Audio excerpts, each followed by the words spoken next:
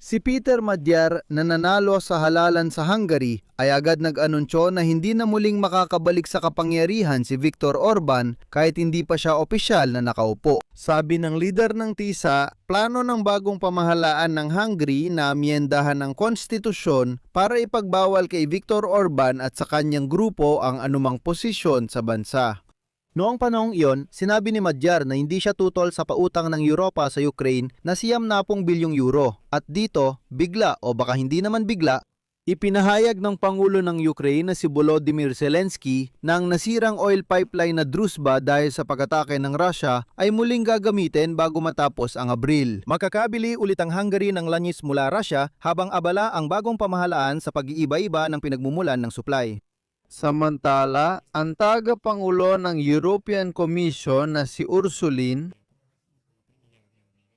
nanawagan siya sa mga bansa ng European Union na dahil sa kasalukuyang tagumpay ay mabilis na talikuran ang karapatang mag-veto sa paggawa ng mga desisyon sa panlabas na politika. Para sa hinaharap, walang sinuman ang makakapigil sa nag-iisang desisyon ng European Union tulad ng ginawa ni Viktor Orban.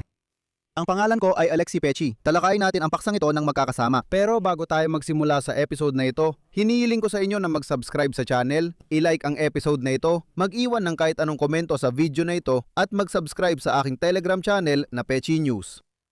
Kaya Video. Итак, hindi inaasahan, pero sa totoo, hindi rin talaga. Sinabi ni Pangulong Volodymyr Zelensky ng Ukraine na magagamit muli ang pipeline ng langis na Druzhba na nasira ng mga Ruso bago matapos ang Abril. Kapalit nito, inaasahan niyang alisin ng bagong pamahalaan ng Hungary ang veto sa utang. Kaya ipinahayag ni Volodymyr Zelensky ng Ukraine na ang nasirang oil pipeline na Druzhba dahil sa mga Ruso ay magagamit na bago matapos ang Abril. Hindi man lubos, sapat na ito para magamit at umaasa siyang tutuparin ng ibang estado, lalo na ng Hungary, ang mga obligasyon sa European Union na siyang nag-block ng ilang mahahalagang desisyon para sa atin. Ang Druzhba oil pipeline ay dinadaanan ng langis ng Russia papuntang Hungary at iba pang bansa. Ang Ukraine ay napunta sa gitna ng alitan sa pagitan ng Brussels at Budapest matapos biglang maging usapin ang oil pipeline na Druzhba na sinira ng mga Ruso. Sa ganitong sitwasyon, inaasahang gagamit ng veto bilang kapalit ng kredito ang pro-Kremlin na punong ministro ng Hungary na si Viktor Orban na dati nang humarang sa pagpapatupad ng mga parusa. EU na nagkakalaga ng €90 bilyong. Gayunpaman, matapos ang isang kapani-paniwalang tagumpay sa parlamentaryong halalan, ang nahalal at biglaang si Pangulong Vladimir ay naglaan ng pondo. канцлер Германии Фридрих Мерц на пресс-конференции с Владимиром Зеленским Ipinahayag na ang nasirang pasilidad ay inilagay sa operasyon noong Disyembre gamit ang pautang ng EU para sa Ukraine. Dito ko rin nais banggitin na ang pagpupulong ni Zelensky at Merz ay naganap sa Berlin at tungkol sa veto. межправительств. Pautang mga ministro ng dalawang bansa.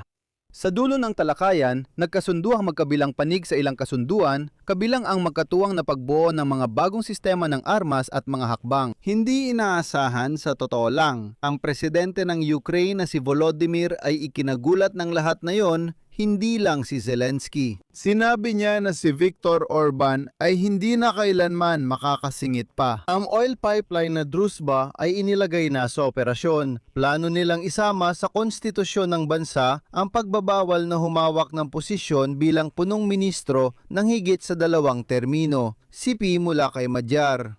Magtatakda kami ng limitasyon. Ang nasirang oil pipeline ng Ukraine na sinira ng mga Ruso ay na-operate na noong Abril at walang eksepsyon pati ako. Mahalaga ang mga pagbabagong ito para sa demokrasya. Dahil ang leader ng natalong Fidesz na si Viktor Orban ay hindi umaasa sa kredito mula sa beto, hindi na niya muling magagampanan ang posisyong ito. Kasabay nito, binigang diin na ni Magyar na para sa malawakang pagbabago sa Hungary, kinakailangan ding alisin ang mga taong tapat sa sistema ni Orban, kabilang narito, ayon sa kanya, ang Pangulo. Sinabi ni Volodymyr Zelensky ng Ukraine na dapat ding magbitiw sa pwesto kasunod ni Viktor Orban. Nangako ang magiging punong ministro na lalabanan ang korupsyon, kabilang ang paglagay ng beto sa pautang na konektado sa Russian oil pipeline na Druzhba. Блокировалось правительством Орбана, и по его словам это необходимо для Hindi inaasahan ng Ukraine Sabi ni Zelensky, ang bilyong euro na na-freeze ng EU dahil tumangi si Orban sa reforma sa hudikatura at seguridad. Ang pamunuan ng pinakamalalaking kumpanyang kontrolado ng Estado. Ibig sabihin, sinabi ng EU na tapusin ang monopolyo sa pamamagitan ng veto sa kredito. Kaya dun sila ng ongkolekta ng pera, nagsasagawa ng reforma sa hudikatura at isinasali ang Hungary sa European Prosecutor's Office. Ipapaliwanag ko ngayon kung bakit hindi niya yung ginawa. Mahalaga dito si Pangulong Zelensky. Ang nasirang oil pipeline na Druzhba na sinira ng mga Ruso ay muling gagamitin sa ilalim ng kondisyon. Ang mga autoridad ni Viktor Orban ay gumastos ng pondo mula mismo sa European Union nitong mga nakaraang taon.